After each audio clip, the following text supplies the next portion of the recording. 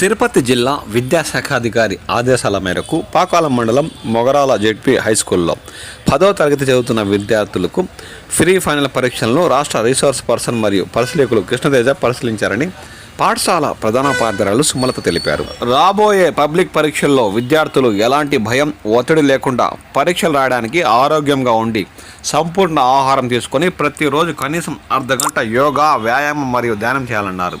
ఈ కార్యక్రమంలో ఉపాధ్యాయులు వనపర్తి వెంకట సిద్ధులు, ఆదికేశవులు, రామ్మూర్తి తదితరులు పాల్గొన్నారు.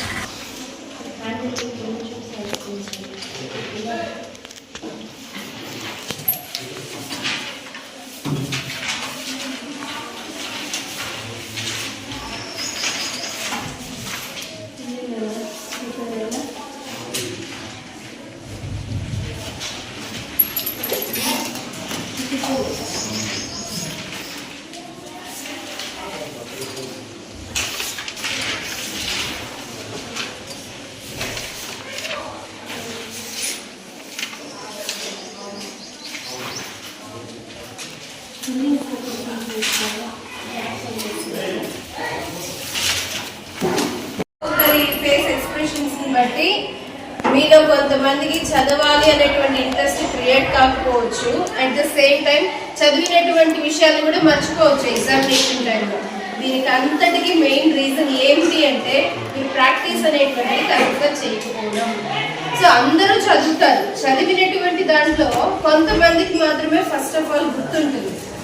ఎవరికి గుర్తుంటుంది ఈ విషయము, చదివినటువంటి విషయం అంటే ప్రాక్టీస్ అనేటువంటిది ఎవరైతే చేయకుండా ఉంటారో, అంటే ఒకసారి ఏదైనా ఒక విషయాన్ని గురించి చదువుతారు, మేము చదివేసాము కానీ బుక్ క్లోజ్ చేసేస్తారు, దెన్ ఆ విషయాన్ని గురించి మళ్ళీ దానిని రివిజన్ అనేటువంటిది చెయ్యరు. ఏ స్టూడెంట్ అయితే నెంబర్ ఆఫ్ రివిజన్స్ అనేటువంటివి చేస్తూ ఉంటారో వాళ్ళకి జ్ఞాపక శక్తి అనేటువంటిది ఒకేసారి కాకపోయినా 3 సార్లు 4 సార్లు చదివితే ఖచ్చితంగా ఒక విషయం అనేటువంటిది 50 to 70% గుర్తుంటుంది. మీరు ఏ విషయాన్నైనా చదువుకోండి, చదివినటువంటి విషయాన్ని గంటలో ఒకసారి రివిజన్ చేసుకోవాలి. నెక్స్ట్ హాఫ్ డే కంప్లీట్ అయిపోయిన తర్వాత ఒకసారి రివిజన్ చేసుకోవాలి. 24 hours అయిపోయిన తర్వాత రివిజన్ చేసుకోవాలి. 1 వీక్ అయిన తర్వాత రివిజన్ చేసుకోవాలి. ఇది మన మైండ్ గుర్తు పెట్టుకునేటువంటి మెమరీ యొక్క ప్రాసెస్. చదివినటువంటి గంట లోపల 50% ఆఫ్ ద మ్యాటర్ని మర్చిపోతాం. మీకు తెలుసా ఆ విషయము? చదివినటువంటి గంటలో 50% మ్యాటర్ని మర్చిపోతాం. నెక్స్ట్ అదే విషయాన్ని మనము హాఫ్ డే కంప్లీట్ అయిన తర్వాత చూసామంటే 70% మ్యాటర్ని మర్చిపోతాం.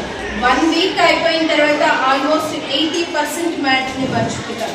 అంటే మీరు ఎప్పుడైతే రివిజన్ అనేటువంటిది చేయకుండా మానేస్తారో, ఎప్పుడైతే ఆ విషయాన్ని చదివినటువంటి విషయాన్ని ప్రాక్టీస్ చేయకుండా ఉంటారో ఆటోమేటిక్గా మనలో మతిమరుపు అనేటువంటిది స్టార్ట్ అవుతుంది.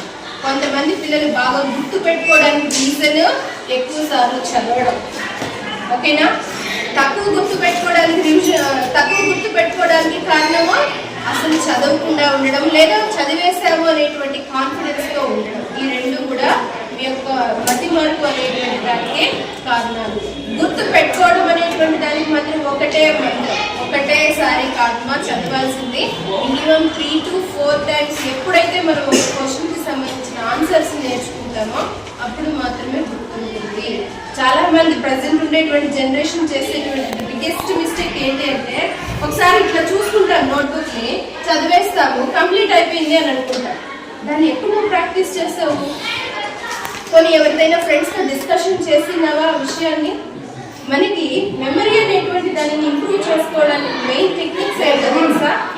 ఫస్ట్ ఆఫ్ ఆల్ మనం రివిజన్ చేయడం. ట్రిపుల్ మెథడ్ అంటారు దీన్ని. ట్రిపుల్ మెథడ్లో రీడింగ్, రివిజన్, రీకాల్ 3 టెక్నిక్స్ అనేటువంటి వాటిని రీడింగ్, రీకాల్ అండ్ రివిజన్.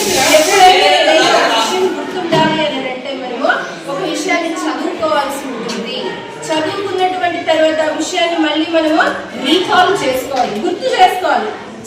మనం నైట్ టైం ఈరోజు ఒక ఎగ్జామ్ రాశారు కదా, ఈ రోజు రాసినటువంటి ఎగ్జామినేషన్ సేమ్ క్వశ్చన్ నైట్ పడుకునే టైంలో ఒకసారి గుర్తు చేసుకో. ఆ విషయం కనుక నీకు గుర్తుకి వచ్చింది అంటే మైండ్ లో మ్యాటర్ ఉంది అని అర్థం.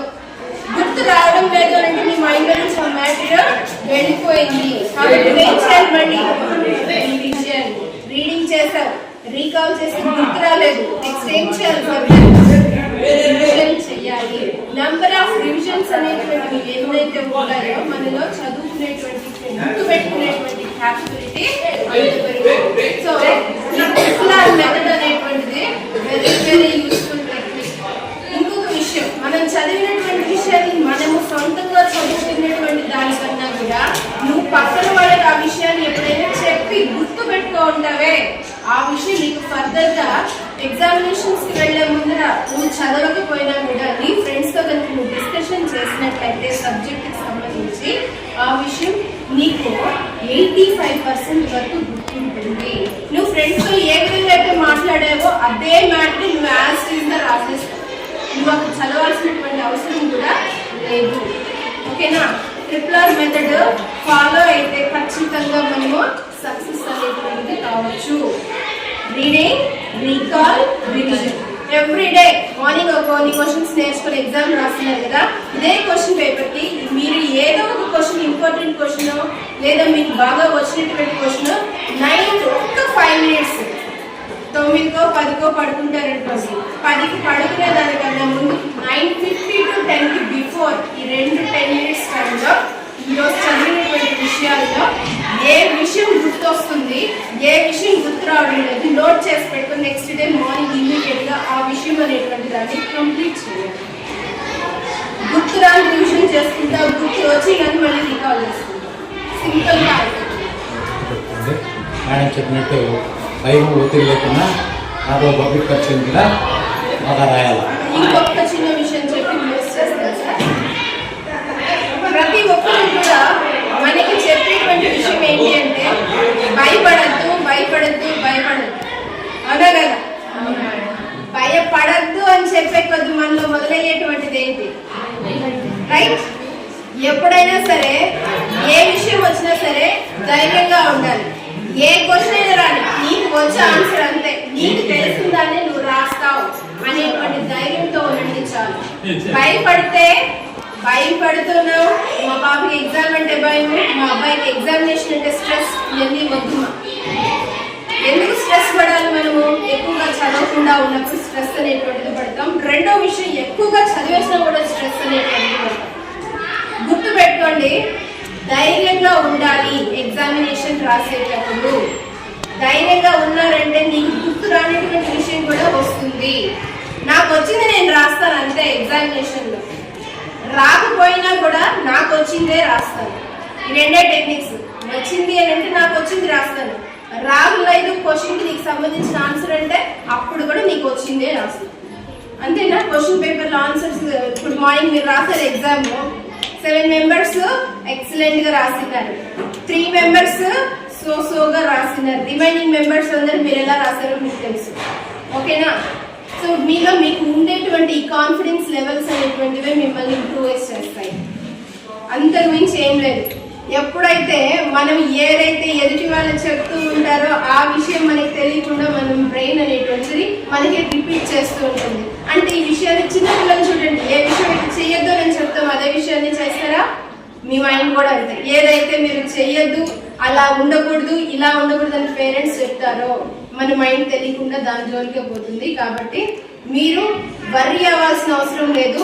మీరు ఉండాల్సింది ఏంటి? నీకు తెలుసు నాకు ధైర్యం ఉంది, నేను చెయ్యగలను, నాకు వచ్చింది నేను రాస్తాను, నాకు రాకపోయినా నాకు వచ్చింది